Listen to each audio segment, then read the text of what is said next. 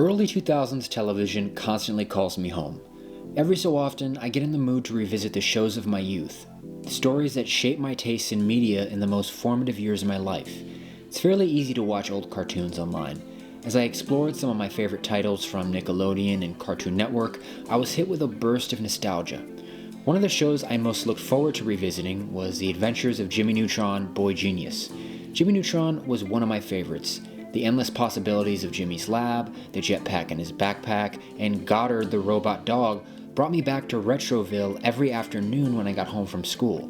The flashy nature of Jimmy's adventures have lived in my head for nearly 20 years, and I was eager to jump back in and reminisce. After a few episodes, I was disappointed. The show felt empty, and the magic I remembered was no longer there. Watching through the eyes of an adult, the Jimmy Neutron universe seems figuratively sketched rather than fully illustrated. At first I thought this may just be one show not necessarily aging well for me. I decided to turn to another favorite show of my youth, Rocket Power, which tells a story of a group of kids living in a coastal California surf town.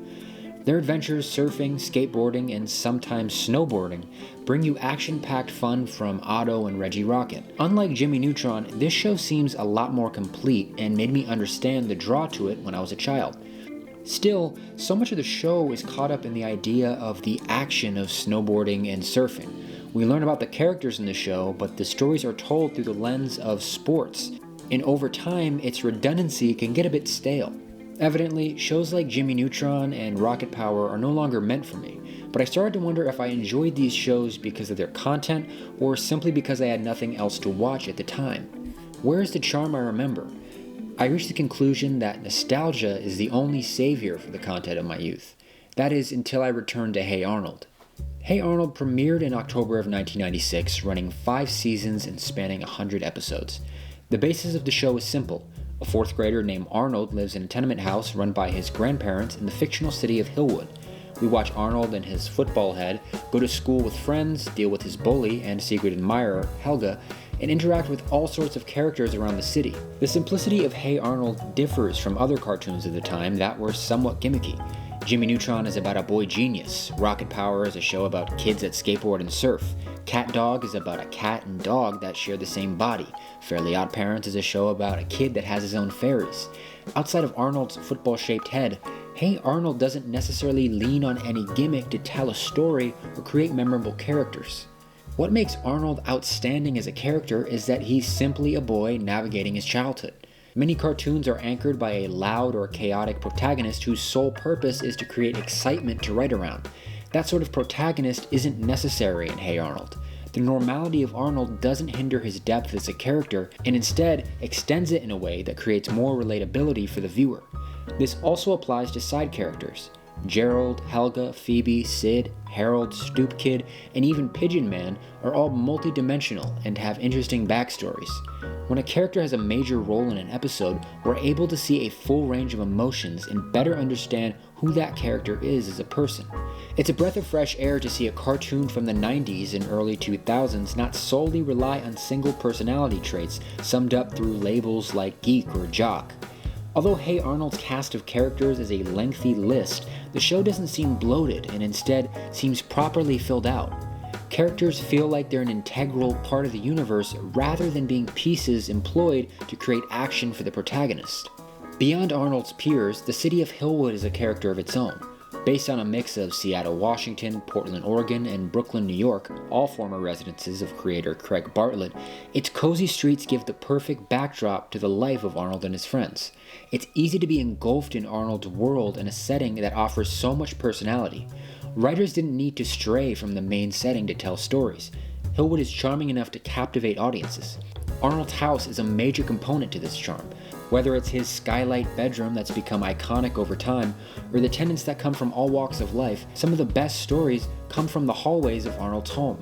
The world building in Hey Arnold is outstanding to say the least. It invites you to explore with Arnold and his friends and discover every nook and cranny of the city. Everywhere Arnold goes in Hillwood is teeming with life.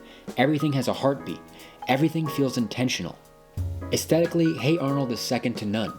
Arnold's world can feel cozy and warm, while at other times an inextricable somber feeling is found in its crevices, both visually and sonically. The show's general ambiguity and uncertain energy is poignant, and feels intentional by its creators, matching the uncertainty and confusion felt as a kid growing up.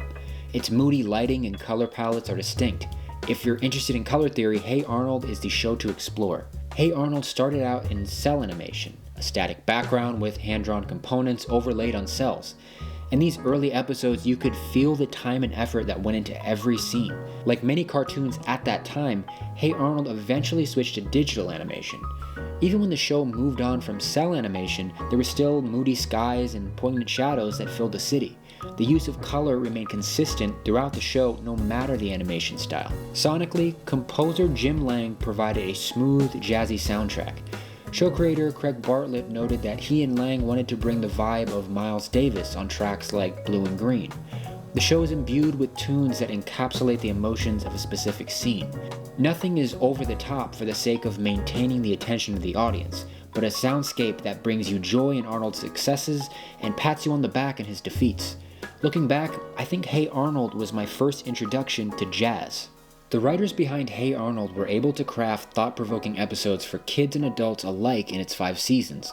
Arnold's Christmas, the 18th episode of Season 1, is one of the most touching Christmas specials you'll find on television. When Arnold pulls the name of Mr. Wynn, a resident of the boarding house, in Secret Santa, he's determined to get him exactly what he wants for Christmas. After learning about his long-lost daughter, Arnold realizes why Mr. Wynn is always so melancholy around the holiday season.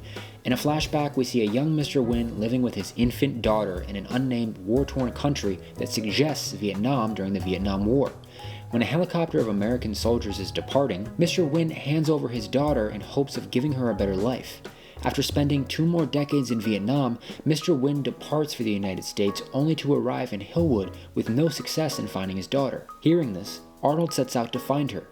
With the help of Helga, who abandons the material side of the holidays for generosity, the episode concludes with a miraculous reunion between father and daughter that's as emotional as intended.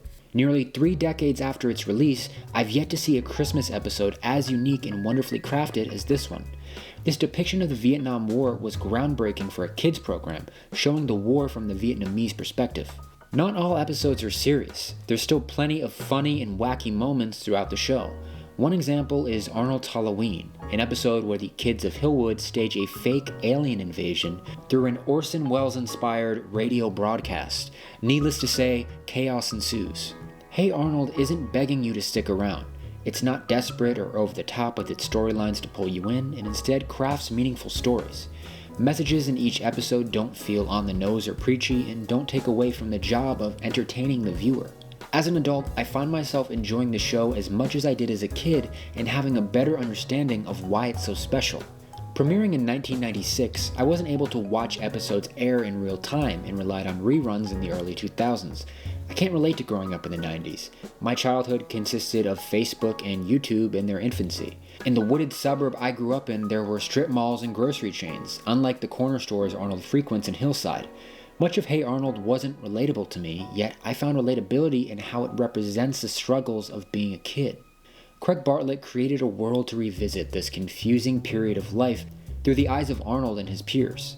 Wacky and gimmicky cartoons are fun and energetic, but shows that can connect to a viewer on a genuine and straightforward level are rewarded with meaningful viewership between generations. 30 years after its premiere on Nickelodeon, Hey Arnold's 5 seasons remain ahead of its time. I firmly believe that if it premiered today, Fox News would be calling Hey Arnold woke nonsense. I no longer believe that the fond memories of my childhood shows only come from nostalgia. When a show is constructed with the intention of creating memorable art, it stands the test of time. It remains worthy of viewership 3 decades in the future. Hey Arnold is certainly worthy and is proven to be intergenerational.